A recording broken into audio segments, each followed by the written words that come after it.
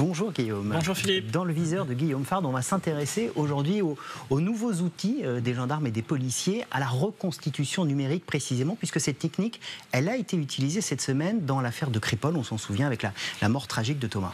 Et oui, si vous vous souvenez, l'affaire de Crépol, novembre 2023, une affaire très médiatisée.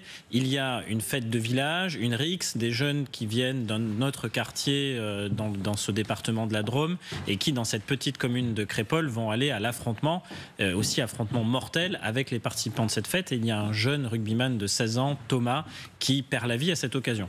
Dans cette affaire, il y a 2 ans après, 14 mises en examen, mais on ne sait pas. On ne sait pas qui est l'auteur du coup mortel, d'où l'intérêt de la reconstitution, et c'est ce qui s'est passé cette semaine, avec une petite particularité, c'est que cette reconstitution n'était pas classique, c'est-à-dire qu'on revient tous ensemble, tous les participants, rejouer la scène, mais elle était numérique, donc elle était entièrement virtuelle. Alors il faut nous expliquer, c'est quoi une reconstitution numérique ? En fait, une reconstitution numérique, c'est créer un double numérique d'une scène de crime. Une scène de crime, c'est physique, puisque quand quelqu'un est tué, il est dans le monde réel, mais on le reconstitue virtuellement. Donc là, on voit les images. Il y a un expert ou un enquêteur, généralement c'est un expert, qui va prendre et capter des images. Sur le lieu où ça s'est passé. Il va aller sur le lieu et ensuite on va réussir par cette méthode à recréer numériquement la configuration précise des lieux. Donc on peut repositionner les personnes, on peut repositionner les objets et surtout on peut faire varier tout cela dans le temps, c'est-à-dire qu'on peut voir comment une scène a évolué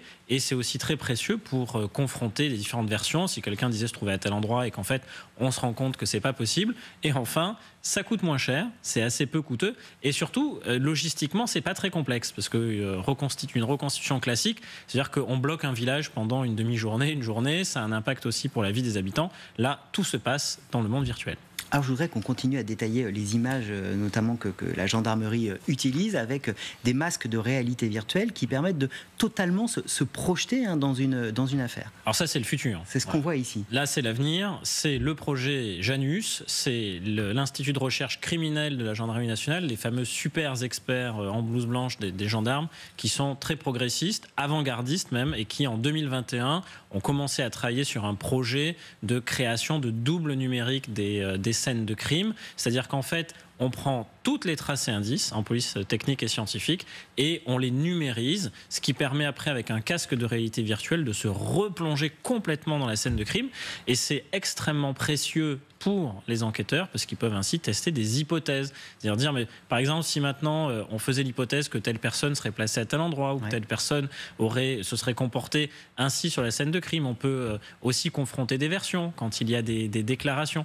Et donc, ça, c'est véritablement l'avenir. C'est un outil au service des enquêteurs, au service de l'enquête. Et alors, l'aboutissement ultime, ce serait si demain, on pouvait avoir une reconstitution, au sens judiciaire du terme, acceptée par la justice, 100% numérique. Et vous imaginez les membres des jurés d'une cour d'assises avec leur casque de réalité virtuelle qui, comme ça, essaieraient de comprendre ce qui s'est passé. On n'y est pas encore, mais en tout cas, on en prend le chemin et c'est grâce à la gendarmerie nationale. Absolument passionnant. Merci beaucoup, Guillaume, dans le viseur de Guillaume Fard, tous les dimanches, évidemment, dans Histoire criminelle.